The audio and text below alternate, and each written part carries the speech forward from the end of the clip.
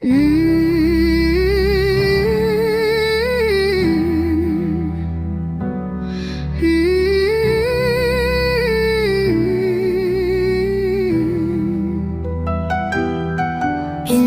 மன்னா நம்மை அழைக்குது, கடவுளின் வார்த்தை தியானிக்க வைக்குது. தந்தை தாஸ் குரலில் வார்த்தையின் விளக்கும் உள்ளத்தை ஆராய்ச்சி செய்யுது. வார்த்தையை வாழ்வாக்க தூர்ணது இன்றைய மன்னா, இது இன்றைய மன்னா. இன்றைய மன்னா, இது இன்றைய மன்னா. இன்றைய மன்னா, இது இன்றைய மன்னா. இன்றைய மன்னா தன்னா அன்பார்ந்தின் மன்னா.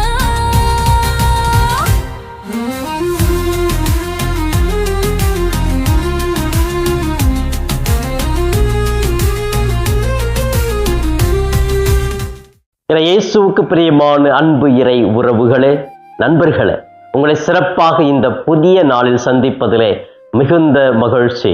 இன்று நாம் ஒரு புதிய மாதத்தை தொடங்குகிறோம். இறைவன் நமக்கு இந்த மாதத்தை காண செய்த கிருபைக்காக நன்றி கூறுவோம். இந்த புதிய மாதம் செப்டம்பர் மாதம் 1ஆம் தேதி இறைவன் நமக்கு பெரிய ஆசீர்வாதத்தின் மாதமாக கொடுத்திருக்கிறார். இந்த மாதம் முழுவதும் இறைவன் நம்மை வழிநடத்த இருக்கிறார், நம்முடைய தேவைகளை பூர்த்தி செய்ய இருக்கிறார். சிறப்பாக செப்டம்பர் மாதம் என்றாலே அன்னை மரியாளுடைய நினைவு நமக்கு வரும். தமிழகம் முழுவதுமே வேளாங்கண்ணி அன்னையினுடைய பெருவிழாவை சிறப்பாக கொண்டாடுகிறோம். இதிலே உலகத்தில் இருக்கும் அனைத்து மக்களுமே இந்த திருத்தலத்திற்கு வந்து ஜெபிக்கக்கூடிய ஒரு நிகழ்வு நம் கண்முன் தெரியும். இந்த மாதத்திலே அனைத்து மக்களுமே பாத யாத்திரையாகவே செல்கிறார்கள். பல மைல் தூரம் நடந்தே சென்று அன்னைக்கு பரிந்துரை செய்கிறார்கள், அந்த இடத்தில் ஜெபிக்கிறார்கள். என்றால் இந்த அன்னை இன்றும் பல்வேறு அற்புதங்கள் புதுமைகள் செய்து கொண்டு இருக்கிறார். கோடிக்கணக்கான மக்களை தன்பால் அழைக்கிறார். என்றால் இது இறைவனுடைய திட்டம். இந்த வேளாங்கண்ணி ஆரோக்கிய அன்னை மகிமைப்பட வேண்டும், அவர் மூலமாக மக்கள் இறைவனை சென்றடைய வேண்டும் என்பது இறைவனுடைய திட்டமாகவே இருக்கிறது. ஆம் பிரியமானவர்களே, இந்த செப்டம்பர் மாதம் அன்னையினுடைய மாதம். அன்னைக்காக நாம் விழா எடுக்கிற ஒரு மாதம். அன்னை செய்கிற அனைத்து அற்புதங்களை நினைத்து வியந்து அவரிடத்தில் நாம் சென்று ஜெபிக்க, ஜெபமாலை ஜெபிக்க தூண்டுகிற ஒரு மாதமாகவே இருக்கிறது. எனவே இந்த மாதத்தில் எப்படி இருக்குமோ, நடக்குமா நடக்காதா, என்னுடைய வாழ்க்கையில் மகிழ்ச்சி கிடைக்குமா கிடைக்காதா, என்னுடைய வாழ்க்கையிலே ஒரு நிம்மதி அமைதி கிடைக்காதா என்றெல்லாம் இயங்குகிற ஒவ்வொருவருக்குமே இறைவன் நிச்சயமாகவே இந்த மாதத்தை பெரிய ஆசீர்வாதத்தின் மாதமாக மாற்றுவார். நாம் செல்லுகிற பயண வேலையை நமக்கு பாதுகாப்பாக இருப்பார் என்ற நம்பிக்கையோடு நாம் தூய ஆவியால் நிறைந்து மகிழ்வோடு புன்னகையோடு இந்த மாதத்தை நாம் அடியெடுத்து வைப்போம். அன்புக்குரியவர்களை, சிறப்பாக இன்றைய மன்னா என்ற இந்த நிகழ்ச்சியில இன்று நம்முடைய தாயாம் திரு அவையும் நம் ஆண்டவர் இயேசுவும் நமக்கு கொடுக்கிற இன்றைய மன்னா லூகாஸ் நற்செய்தி 4ஆம் அதிகாரம் 14 30 முடிய பகுதிகள் கொடுக்கப்பட்டிருக்கிறது.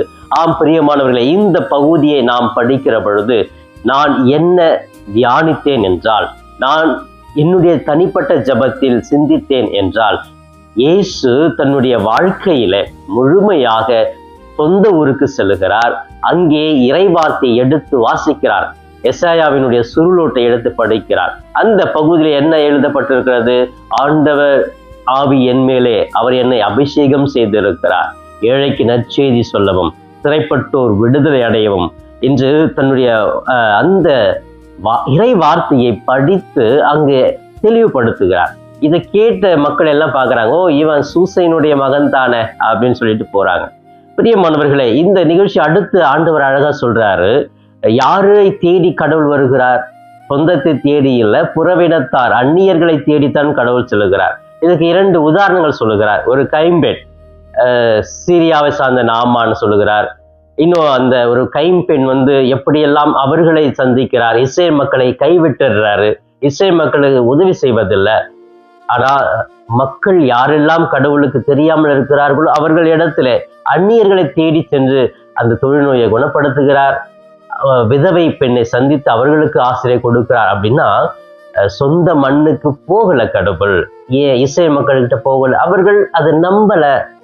ஏன்னா இவரு தானே, எவன் தானே, நம்ம சொந்தக்காரன் தானே, அந்த ஒரு நிலை வந்துருச்சு அப்படின்னு சொன்னா நம்முடைய வாழ்க்கையில அந்த நம்பிக்கை இருக்காது. இதைத்தான் இயேசு தெளிவாக சொல்லுகிறார். அப்படி இருந்தாலும் நாம் எப்படி இருக்க வேண்டும்? நம்பிக்கையை வளர்த்து கொள்ள வேண்டும் என்றுதான் இந்த நற்செய்தியினுடைய மைய கருத்தாக அமைந்திருக்கிறது. எனவே பிரியமான, நான் இந்த பகுதியை படித்து தியானித்ததிலே எனக்கு கிடைத்த மைய ஒரு கருத்து என்ன என்றால், நம்பிக்கையை ஒருபொழுதும் சொந்த மண்ணில் கூட நாம் விட்டுவிடக்கூடாது. நம்பிக்கையை உறுதிப்படுத்த வேண்டும். சொந்த மண்ணில் நம்பிக்கையை உறுதிப்படுத்த வேண்டும். சொந்த மண்ணுக்கு போயிட்டோம், சொந்த உடன்பிறப்பு கிட்ட போயிட்டோம், நண்பர்கள்ட்ட போயிட்டோம்னா நம்ம நம்புவாங்களா? நம் பேசுகிற வார்த்தையை கேட்பார்களா? இல்லை. ஏன்? அது இவன் தானே, நம்ம கூட இருந்தவன் தானே, அந்த எந்த வியப்பு வராது. அவர்கள் பேசுகிற வார்த்தைகளை ஏற்றுக்கொள்ள மாட்டார்கள். போ வேலையை பார்த்துக்கலாம் அப்படின்னு. பிரியமானவர்களே, இதுதான் நம்முடைய வாழ்க்கையில் நடக்கிற ஒரு யதார்த்தத்தை இயேசு அழகா சொல்றாரு பாருங்க. நம்ம பெற்றோர் இருக்கிறாங்க, பெற்றோர் பெரிய ஒரு பதவியில இருக்கலாம், பெரிய அறிவு ஜீவியா கூட இருக்கலாம், நிறைய மக்களுக்கு கருத்துக்களை சொல்லிட்டு போகலாம்.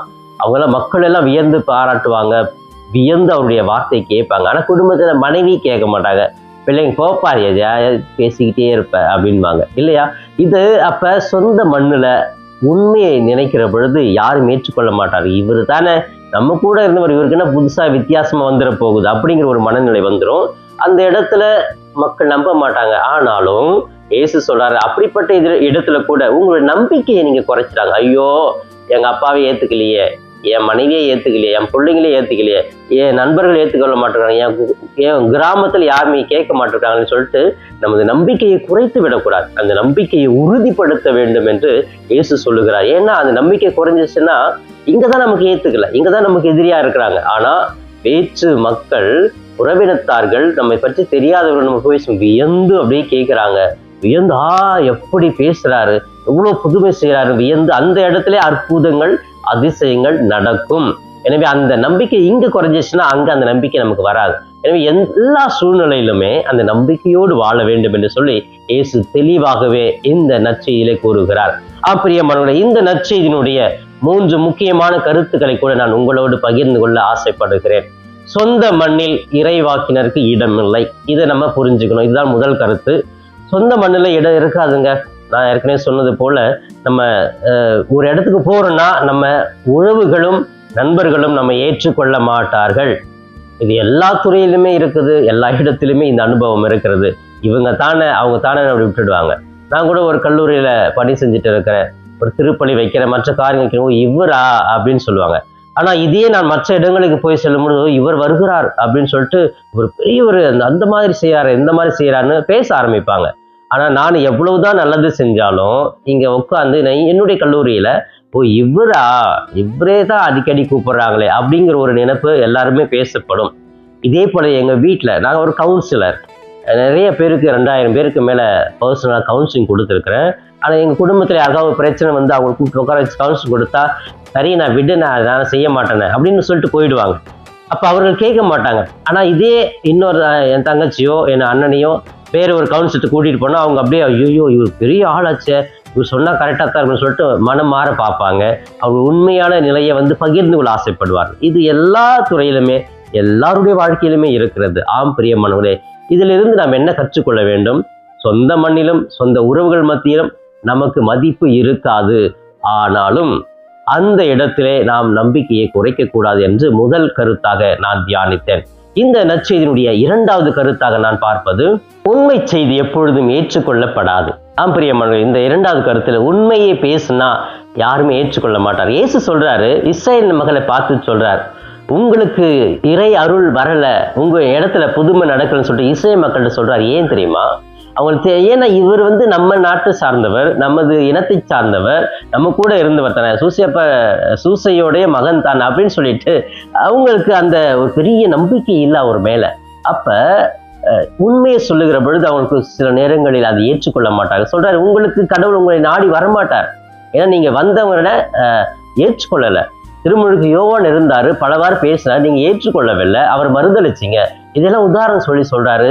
நீங்க உண்மையை எப்பொழுதுலாம் நான் பேசுகிறோம் அப்பொழுது நீங்கள் அதை ஏற்றுக்கொள்ள மாட்டீர்கள் என்ற உண்மையை இந்த நற்செய்தி சொல்றாரு. அப்ப உண்மையை சொல்றாரு, சொந்த மண்ணுக்கு எந்த மீட்புமே கிடைக்கல. ஆனா எங்க கிடைச்சது? சீதோனை சேர்ந்த சாரிபாத் என்ற பகுதியில் உள்ள கைம்பெண்ணுக்கு கிடைச்சது. அவங்க வேற்றினத்தார். அதே போன்ற சிரியாவை சார்ந்த நாமானுக்கு, அந்த தொழுகை நோயால் பாதிக்கப்பட்டவனுக்கு அந்த மீட்பு கிடைச்சது. ஆனா இஸ்ரேல் மக்களுக்கு கிடைக்கலையே. ஏன்? ஏன்னா இவங்க நம்பினாங்க, அவங்க நம்பல. பிரியமானவர்களே, இப்படி உங்களுக்கு உண்மை கிடைக்காது, கடவுளுடைய அருள் கிடைக்காது அப்படின்னு சொல்லும்போது அந்த உண்மையை சொல்லும் பொழுது அங்கே அவரை எதிர்க்க பார்க்கிறார்கள். என்ன இந்த இயேசு இப்படிலாம் பேசியிருக்காரு சொல்லிட்டு அவர் என்ன பண்ணலான்னு யோசிச்சுட்டே இருக்கிறாங்க. அப்ப அந்த உண்மையை சொன்னா அவர்களை ஏற்றுக்கொள்ள முடியல.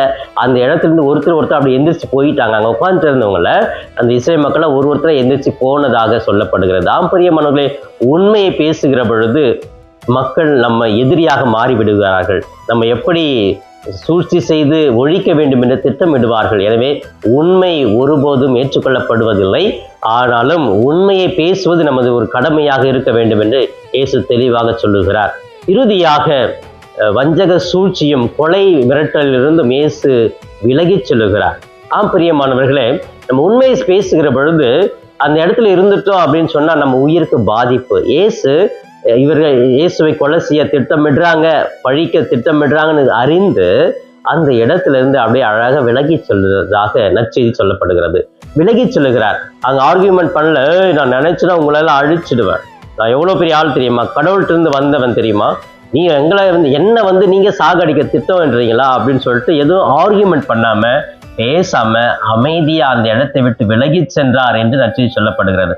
பிரியமானவர்களே, நம்மை அழிக்க, நம்முடைய பெயரை கிடைக்க சூழ்ச்சிகள் செய்கிறாங்களா, அங்க விவாதம் தேவையில்லை, நம்ம யாருன்னு புரு பண்ண தேவையில்லை, அந்த இடத்தை விட்டு விலகி வந்துடலாம். ஒரு பெரிய கூட்டம், மாசான கூட்டம், ஒரு பப்ளிக்ல நம்ம போய் பேசியிருப்போம், நம்முடைய கருத்தை ஷேர் பண்ணுவோம். ஆனா அவங்க எல்லாமே வேற ஒரு கருத்தை கொண்டு வர பாக்குறாங்க. அந்த நான் உண்மையை சொல்லும் போது அவங்க எல்லாருக்குமே கோவம் வருதுன்னா, அந்த இடத்துல நான் நின்று பேசினேன் அப்படின்னு சொன்னா, உண்மையை பேசினேன்னா இன்னும் நிச்சயமா அந்த எல்லாரும் சேர்ந்து கோவப்பட்டு என்ன கொல்லத்தான் பார்ப்பாங்க இல்லையா. அப்ப அந்த மாதிரி ஒரு பொதுவான இடத்துல ஒரு முன்மதியோட ஒரு நல்ல ஒரு கருத்தை உள்வாங்கி இந்த இடம் எனக்கு சரிப்பட்டு வராது அப்படின்னு அழகா விலகி போயிட்டோம் அப்படின்னு சொன்னா நாம நிம்மதியா இருப்போம். அந்த பிரச்சனையும் ஓரளவுக்கு சால்வ் ஆயிடும்.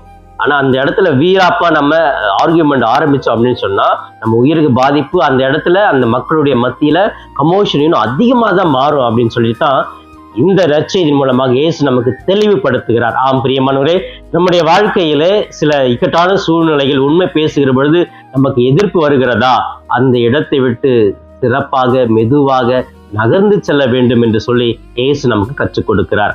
பிரியமானவர்களே, சிறப்பாக இந்த நாளிலே இந்த மன்னாவின் மூலமாக ஒரு அருமையான ஒரு கருத்து. சொந்த மண்ணில் நமக்கு மதிப்பு இருக்காது, இருந்தாலும் நம்பிக்கையை வளர்த்து கொள்ள வேண்டும். உண்மையை எடுத்துரைப்பது நமது கடமை. உண்மையை பேச வேண்டும். அப்படி உண்மையை பேசி எதிர்ப்பு வருகிறதா, அந்த இடத்தை விட்டு நகர்ந்து செல்ல வேண்டும் என்ற ஒரு கருத்தை சிறப்பாக இந்த நாளிலே திரு அவையானது கொடுத்திருக்கிறது. இப்பொழுது இந்த நாளிலே கண்களை மூடி நம்மை ஒப்பு கொடுத்து ஜெபிக்கலாமே. எங்களை நேசிக்கும் எங்கள் தாயும் தந்தையுமான இறைவா, உம்மை போற்றுகிறோம், வாழ்த்துகிறோம், ஆராதிக்கிறோம், நன்றி கூறுகிறோம். இந்த புதிய நாளுக்காக நன்றி ஆண்டவரே. இந்த நாளிலே எங்களுக்கு கொடுத்த ஒரு பெரிய ஆசீர்வாதத்துக்காக நன்றி. அதுவும் சிறப்பாக இந்த புதிய மாதம் செப்டம்பர் மாதத்தை எங்களுக்கு ஆசீர்வாதத்தின் மாதமாக கொடுத்திருக்கிறேன். இந்த மாதத்தில் நாங்கள் அன்னை மரியா வேளாங்கண்ணி அன்னையின் திருவிழாவை கூட கொண்டாடுகிறோம். இந்த அன்னையினுடைய பரிந்துரை வேண்டுதல் எங்களுக்கு நிறைவாக இருக்கட்டும். இந்த மாதத்திலே நாங்கள் எடுக்கிற ஒவ்வொரு முயற்சிகளும் ஆசீர்வதிக்கப்படட்டும். தூய ஆவியால் நாங்கள் நிரம்பி செயல்பட எங்களுக்கு ஆற்றல் தாரும் ஆண்டவரே. இதோ இந்த மாதம் நிறைவான ஒரு ஆசிரியை பெரும் மாதமாக இருக்க நாங்கள் ஜெபிக்கிறோம். இந்த மாதத்திலே கணவன், மனைவி, பிள்ளைகள், உறவினர்கள், குடும்பம், பெற்றோர் அனைவரும் ஒற்றுமையோடு சமாதானத்தில் வாழ கிருபை செய்யும். நல்ல உடல் உள்ள ஆரோக்கியம், மன நிம்மதி கிடைக்க நான் ஜெபிக்கிறேன். ஆசீர்வதியும் ஆண்டவர். எடுக்கிற ஒவ்வொரு திட்டங்களையும் ஆசீர்வதியும். மனதிலே அமைதி, மன உளைச்சலுக்கு ஆகாமல் மருத்துவமனையிலே, வீடுகளிலே பல்வேறு வியாதிகளால் கஷ்டப்படும் ஒவ்வொருக்கும் விடுதலை கொடுத்து காத்துக்கொள்வீராக. இளம் பிள்ளைகளை நல்ல சேவைகள் செய்ய, நல்ல மனதோடு வாழ, தேவையில்லாத குணங்கள், தேவையில்லாத பிரச்சனைகள் ஈடுபடாமல் நல்லதே செய்து நல்ல பிள்ளைகளாக வாழ கிருபை செய்யும். பல்வேறு தடைகள் இருக்கலாம், குழந்தை பாக்கியம் இல்லாமல் இருக்கலாம், திருமண தடையாக இருக்கலாம், வேலை வாய்ப்பு இல்லாமல் இருக்கலாம். இந்த மாதம் அதை எல்லாம் அவர்களுக்கு ஆசீர்வாதமாக கொடுப்பீர் என்று நம்புகிறோம் ஆண்டவரே. ஆசீர்வதியும் தாங்கிக் கொள்ளும். இவையெல்லாம் எங்கள் ஆண்டவரும் மீட்பருமான இயேசுவின் இணையற்ற நாமத்தில் ஜெபிக்கிறேன் என் ஜீவனுள்ள நல்ல பிதாவே. ஆமேன். ஆமேன். பிரியமானவர்களே, இந்த நாள் இனிய நாளாக இறை அருளை நிறைவாக பெறும் நாளாக இருக்க வாழ்த்துகிறேன். உங்கள் ஒவ்வொருவருக்காக சிறப்பாக ஜெபிக்கிறேன். இயேசுவுக்கே புகழ், மரியே வாழ்க.